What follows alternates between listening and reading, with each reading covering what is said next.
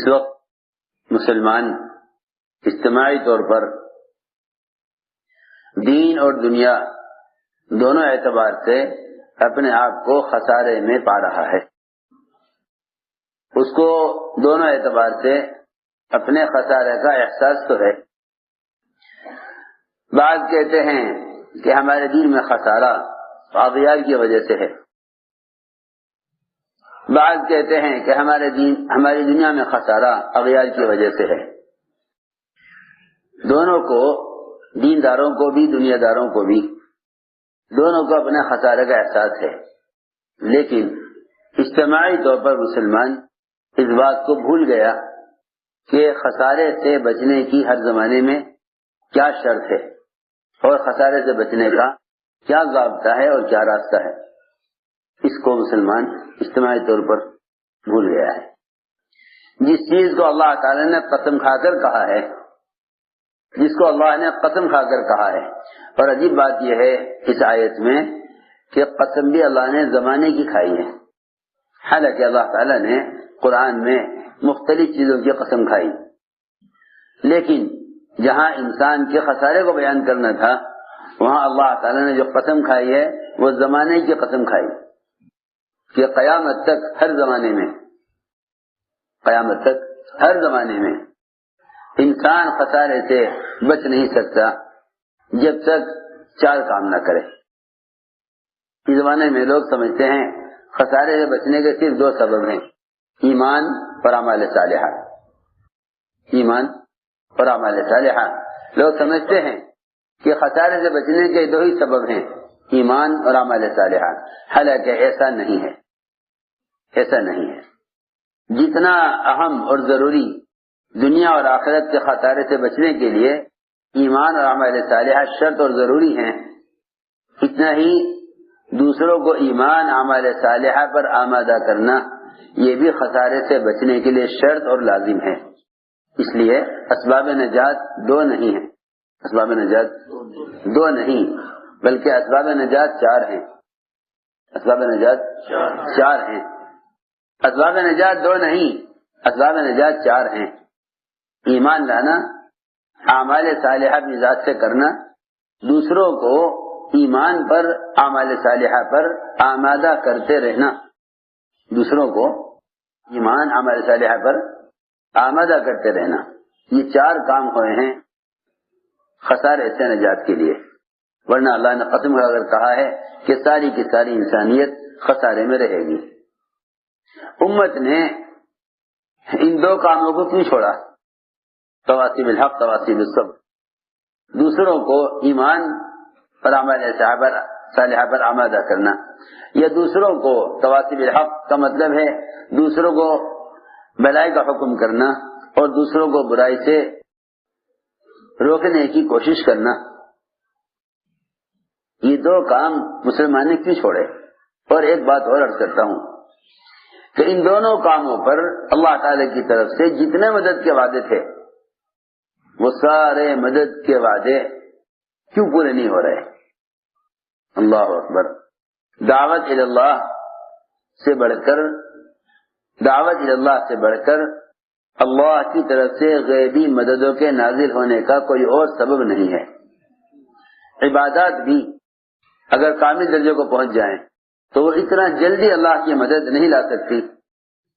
عبادات بھی اگر کامل درجے کو پہنچ جائیں وہ اتنا جلدی اللہ کی مدد نہیں لا سکتی جتنا جلدی اللہ تعالیٰ کی مدد دعوت پر آ جاتی ہے. جتنی جلدی اللہ کی مدد دعوت پر آ جاتی ہے، کامل عبادات بھی اتنی جلدی مدد نہیں لا سکتی. کامل عبادات بھی اتنی جلدی مدد نہیں لا سکتی جتنی جلدی مدد دعوت پر آ جاتی ہے. یہ قرآن حدیث سے بھرے ہوئے ہیں، مگر ہم نے ابھی تک اس نظر سے قرآن حدیث کو دیکھا نہیں کہ اللہ تعالیٰ کی نصرت کے آنے میں جتنا بڑا سبب اور جلدی مدد دلانے والا سبب دعوت اللہ ہے، اتنا بڑا اور کوئی عمل نہیں ہے. امت نے یہ کیوں چھوڑا؟ ایک بات تو یہ پیدا ہو گئی لوگوں میں کہ بھئی پہلے خود عمل کرو پھر دوسروں کو دعوت دو. اس لیے کہ جس چیز پر تم عمل نہیں کرتے تم اس چیز پر کی دعوت دینے کے قابل نہیں ہو، یہ انتہائی غلط اور حدیث اور قرآن کے خلاف خیال ہے۔ یہ ایک غلط خیال پیدا ہو گیا کہ جو آدمی عمل نہ کرے وہ دعوت دینے کے قابل نہیں ہے۔ یہ ایسا ہو گیا جیسے کوئی یوں کہے کہ جو آدمی نماز نہ پڑھے وہ روزہ رکھنے کے قابل نہیں ہے۔ ارے روزہ مستقل فریضہ ہے، نماز مستقل فریضہ ہے۔ کیا کوئی سوچ سکتا ہے اس کو کہ جو آدمی نماز نہ پڑھے وہ روزہ بھی نہ رکھے؟ نہیں، آپ روزہ کیوں نہیں رکھتے؟ کہ بھئی میں تو اس لیے روزہ نہیں رکھتا کہ نماز نہیں پڑھتا۔ کہ نہیں بھائی، نماز کا پڑھنا مستقل فریضہ، روزہ رکھنا مستقل فریضہ۔ امت نے اس لیے بھی دعوت دینی چھوڑ دی کہ ابھی ہم عمل والے نہیں ہیں، جب ہم عمل والے بن جائیں گے تو پھر ہم دوسروں کو دعوت دیں گے۔ اور اتنا ہی نہیں بلکہ بیچارے قرآن کی آیتوں کے ترجمے کرتے ہیں، شرح نزول نہیں سوچتے کیا ہے، کہہ دیتے ہیں لِمَ تَقُولُونَ مَا لَا تَفْعَلُونَ، کہ جس کام کو تم کرتے نہیں اسے کہتے کیوں ہو؟ ہاں، توبہ توبہ توبہ توبہ، یہ تو مطلب ہرگز نہیں تھا، یہ مطلب تو ہرگز نہیں تھا۔ اس مطلب کا تو دور سے اس آیت سے کوئی تعلق نہیں کہ جس کام کو تم کرتے نہیں اسے کہتے کیوں ہو، پہلے خود کرو پھر دوسروں کو کہو۔ یہ تو آیت سے، اس آیت کا مطلب تو دور تک بھی یہ نہیں ہے، بلکہ نبی سے قتال کا کہ حکم کا نازل کرانے کا تقاضا کیا کہ آپ اللہ تعالی کی طرف سے قتال کا حکم نازل کرا دیجیے، ہم قتال کریں گے، ہم قتال کریں گے۔ آپ اللہ سے کہہ کر قتال کا حکم نازل کرا دیے، ہم قتال کریں گے۔ اللہ تعالی نے جب حکم نازل کیا تو یہ قتال سے بیٹھ گئے، قتال سے بیٹھ گئے۔ جب حکم نہیں آیا تھا تو کہتے تھے حکم نازل کرائیے ہم قتال کریں گے، جب حکم آیا تو قتال سے بیٹھ گئے۔ تو اللہ تعالیٰ نے یاد دلایا ان کو، اور اللہ نے یہ فرمایا کہ تم پہلے قتال کا حکم آنے سے پہلے کہہ کیوں رہے تھے جو اب اس کو کرتے نہیں ہو؟ سنی آئی بات؟ جا کے سننی پڑے گی بہت۔ لِمَ تَقُولُونَ مَا لَا تَفْعَلُونَ، کہ تم اس کام کو کرنے کے لیے پہلے کہہ کیوں رہے تھے جب حکم آنے کے بعد کرتے نہیں ہو؟ یہ مطلب تھا آیت کا۔ ان اللہ یحب الذین یقاتلون فی سبیلہ صفا کأنہم بنیان مرصوص۔ یہ ساری آیت بتلا رہی ہے کہ اس آیت کا دور تک بھی مطلب یہ نہیں تھا کہ جو آدمی خود عمل نہ کرے وہ دوسروں کو دعوت دینے کے قابل نہیں، بلکہ حدیث میں فرمایا ہے کہ تم جس فرض پر، جس عمل، جس حکم پر خود عمل نہیں کر رہے ہو اس کی بھی دوسروں کو دعوت دو، اور جس منکر کو تم خود کر رہے ہو اس منکر سے بھی دوسروں کو روکو۔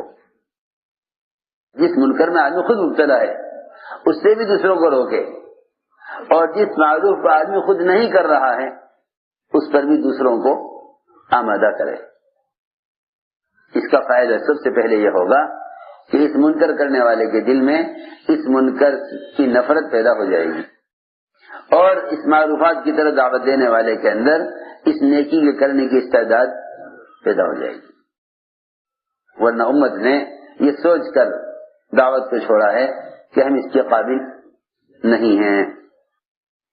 ہم نے عرض کیا کہ خسارے سے بچنے کے اسباب یہ 4 ہیں، ورنہ امت دعاؤں کی قبولیت سے اور وحی کی برکات سے اور غیبی مددوں سے امت محروم کر دی جائے گی۔ یہ 3 چیزیں ملتی ہیں احادیث میں، دعا کی قبولیت اور وحی کی برکات اور غیبی نصرتیں، امت ان سے محروم کر دی جائے گی۔ اس لیے فرمایا کہ دعوت اللہ یہ ایمان کی تکمیل کا سبب ہے، بلکہ جو شخص اپنی ذات سے پورے دین پر چلتا ہے لیکن دوسروں کو دین پر آمادہ نہیں کرتا، اپنی ذات سے پورے دین پر چلتا ہے مگر دوسروں کو دین پر آمادہ نہیں کرتا، لکھا ہے علماء نے کہ اگر دوسروں کو دین پر آمادہ نہیں کرتا تو اس کے ایمان کی تکمیل نہ ہوگی، اس کے ایمان کی تکمیل نہ ہوگی۔ حالانکہ سارے وعدوں کا پورا ہونا اور سارے حکموں کا بندے کی طرف سے پورا ہونا وہ ایمان کے کمال پر ہے، وہ ایمان کے کمال پر ہے۔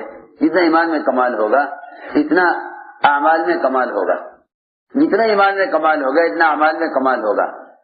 اس لیے فرمایا کہ ایمان کی تکمیل اپنی ذات سے صرف افراد اعمال کرنے میں ایمان کی تکمیل نہیں ہے۔ ہماری بات بہت توجہ چاہتی ہے۔ اپنی ذات سے سارے اعمال کر لینا اور اپنے نفس کی اصلاح میں مشغول رہنا اور اپنی ہی ذات کی تربیت میں اور اپنی ذات کی نگرانی میں لگے رہنا اور دوسروں کو ان کا حال پر چھوڑ دینا، فرمایا کہ یہ ایمان کی تکمیل کے لیے کافی نہیں جب تک یہ دوسروں کو بھلائی کا حکم کرنے اور برائی سے روکنے کے فریضے کو پورا نہ کرے۔ لیکن ایک بات یہ ہے کہ اس زمانے میں مسلمان کسی بھی راستے سے امر معروف کرنے کو اور کسی بھی راستے سے منکر سے روک لینے کو یہ سمجھتے ہیں کہ یہ ہمارا فریضہ ادا ہو گیا۔ ہماری بات توجہ چاہتی ہے۔ جس طرح حضور اکرم صلی اللہ علیہ وسلم کے نماز پڑھنے کا طریقہ متعین ہے، اس طرح آپ کے دعوت کا طریقہ بھی متعین ہے۔ امر معروف نہی منکر، اسے کسی بھی ذریعے سے کر لینا ذمہ داری کے ادا ہونے کے لیے اور اسے کسی بھی طرح سے کر لینا یہ اس فریضے کے ادا ہونے کے لیے کافی نہیں ہے۔ بہت توجہ سے بات سننا۔ معذور آدمی اگر نماز بیٹھ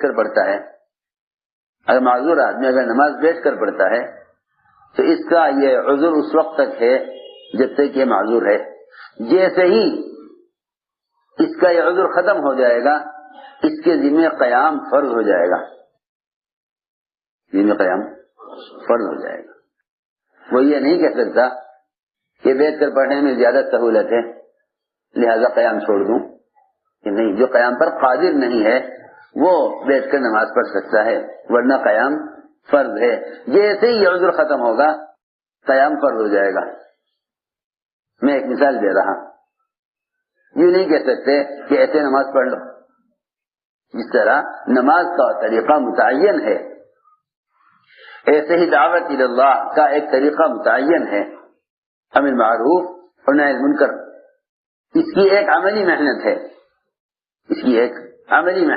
اسی لیے علماء نے لکھا ہے کہ امر معروف اور نہی منکر یہ دونوں کام اپنی ذات سے انجام دینا، خود انجام دینا، یہی اصل ایمان کی تکمیل کا سبب ہے۔ علماء نے لکھا ہے کہ امر معروف و نہی منکر یہ دونوں کام اپنی ذات سے انجام دینا، خود انجام دینا، یہی اصل ایمان کی تکمیل کا سبب ہے۔ امر معروف نہی منکر یہ اپنی ذات سے خود انجام دینا، یہی ایمان کی تکمیل کا سبب ہے۔